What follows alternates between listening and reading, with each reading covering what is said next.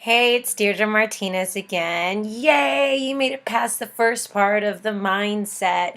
I know that was the most challenging one, but remember, it's ongoing work. It's going to be daily. So the more that you do it on a daily basis, the easier it's going to get, and the more it'll just be part of your routine. So just to recap on that again, we talked with mindset about having a vision. Don't lose sight of that. Make sure you look at that daily, as well as building confidence. So, ongoing steps to build your confidence, as well as making the commitment. Do some pre commitment, do some sort of commitment, take some small steps, but make a commitment to it. No excuses. All right, so now we're going to dive into nutrition. My take on nutrition is that everybody's body is unique. Okay, there's not a specific diet that is going to work for everybody's body. What we want to do is empower you to get connected with your body and to really determine on your own what's good for you, what's healthy for you, what's nutritious for you, and to make decisions based on your nutrition, based on acts of self-love, things that are going to be nourishment for you.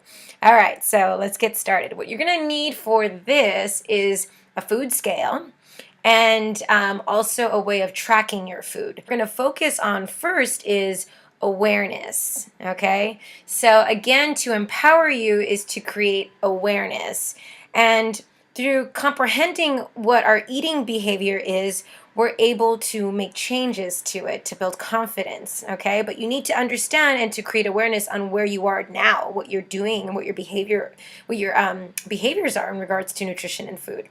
What I like to use is a phone app, and you download it on your phone, but you can also put it on your laptop if that's easier for you. Maybe you're at work all day and so you just want to work off your laptop. But I like to use MyFitnessPal and Lose It.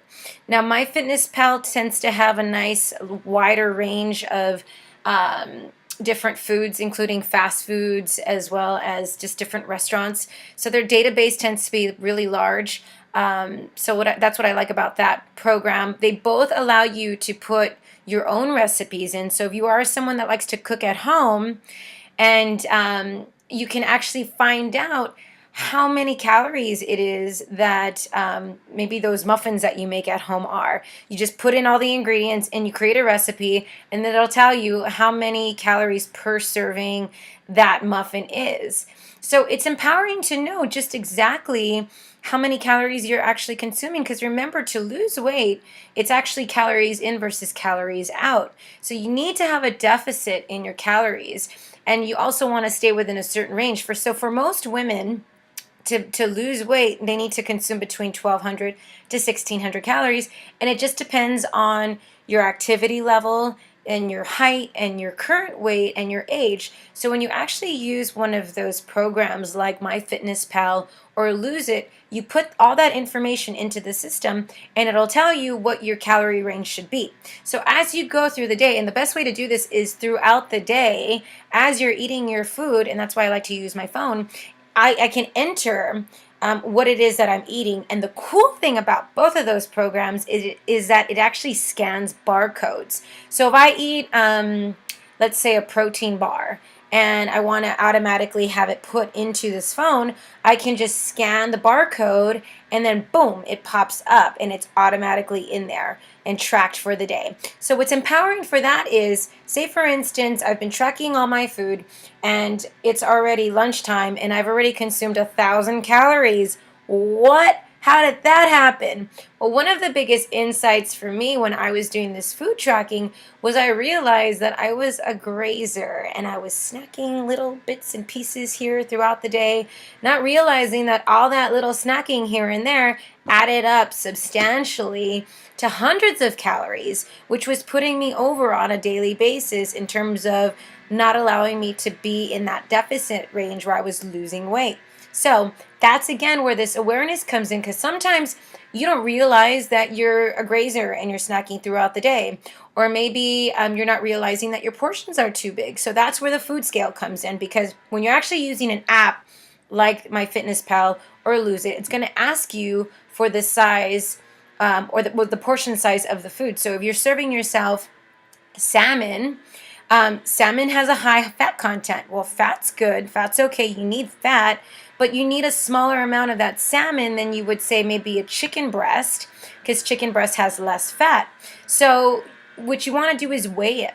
And you can weigh that using a food scale. So usually a salmon can be anywhere between, a serving of it is going to be about 3 ounces for a female. Most of the time we are underestimating just how much we're eating. Sprinkling some nuts here and there, or adding, just pouring the olive oil while you're cooking. All of that, especially those ones that are higher in fat, they really add up. So by tracking all of that, it's such a key to success, to understanding and creating awareness in regards to just how many calories you're consuming. Knowledge is power, especially when it comes to nutrition. So once you start to feel very confident in that and start to get a good feeling and a good sense of your food choices, then it's a good time to start getting in tune with your intuition, your intuitive eating. So, intuitive eating takes some practice. And again, you really have to let go of the dieting belief and reconnect to your intuition in regards to food.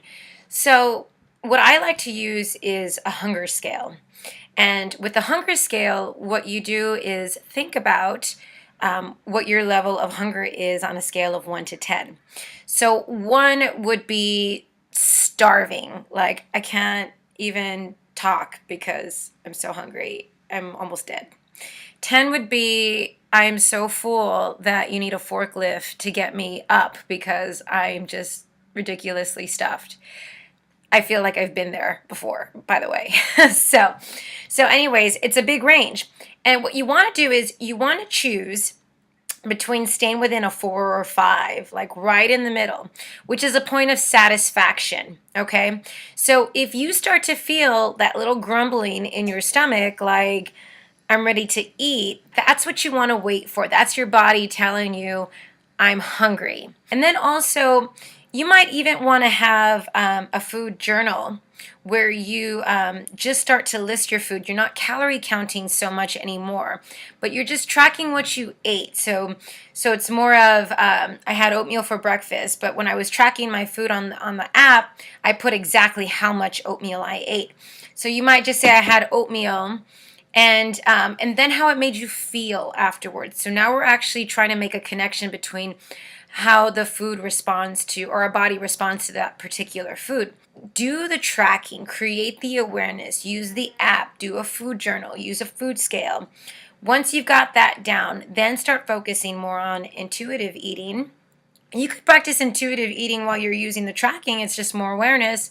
But again, I like to go back to the small steps.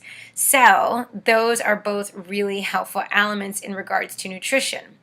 Now, the last part is choosing foods that are minimally processed, whole foods. And how you know that is if you go to a grocery store, it's about basically shopping the perimeter. So your fresh fruits and vegetables, your grains, your beans.